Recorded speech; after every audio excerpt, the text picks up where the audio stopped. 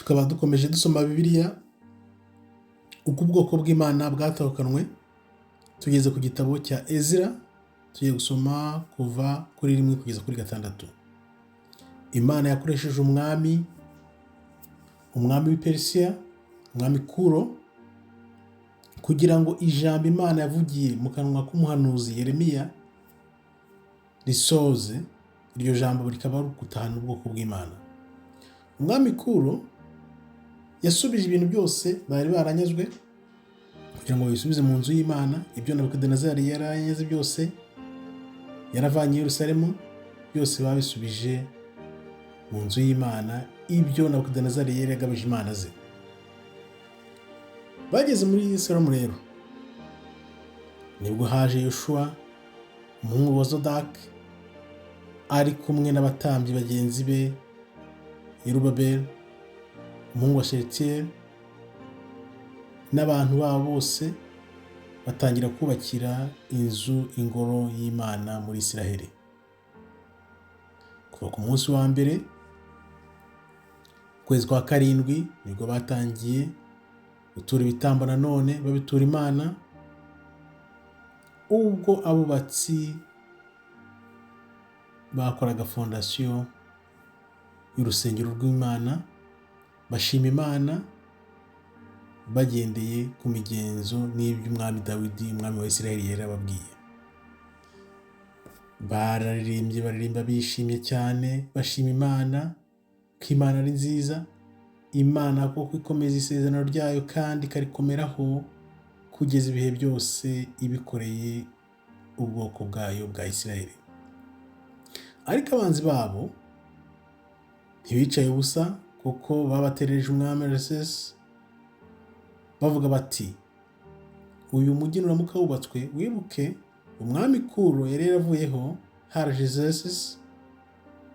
Bamubatereza baravuga bati, uyu mujyi niwubakwa, aba bantu bakubaka izi nkuta bikarangira, ntago bazongera gutanga icya 10, bazabicikaho, nta kintu na kimwe bazongera kuriha, kandi ntago bazakomeza kutwubaha nibaramuka babigezeho.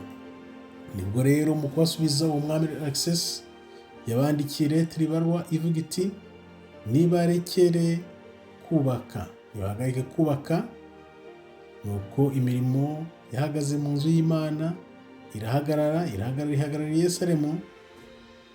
Noneho mu mwaka wa 2 umwami Darius umwami wa Persia niwe waje noneho atanga irindi tegeko ry'uko inzu y'Imana igomba kubakwa. Yarabajije ati, ninde watanze itegeko ry'uko iyi nzu y'Imana ihagarikwa? Niko kubaza abantu bose b'abayobozi muri ubwo burere bwose, muri icyo gice cyose, kuri iyo migezi. Arabaza ati, ibi bintu byavuye? Barashakashaka, baza kubona urwandiko rwanditse ruti, rwanditswe n'umwami Kuro ko inzu y'Imana i Yerusalemu igomba kongera kubakwa. Niyo mpamvu umwami Darius ari we bita Dario yatanze irindi tegeko, aravuga ati, nimureke iyo nzu yubakwe nk'uko bimeze kandi mu mutuzo no ku neza. Abari barahunze rero nibwo batangiye gutanga ibitambo, bishimira Imana, baganura, ibyishimo birabasaga.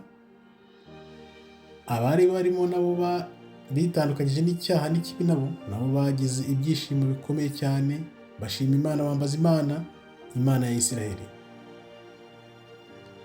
Ko rero batangiye gukomeza gukurikiza imigenzo yabo ya kera nk'uko byamye, kubera ko Imana yabateye akanyamuneza, bitera ibyishimo, bari mu buretwa.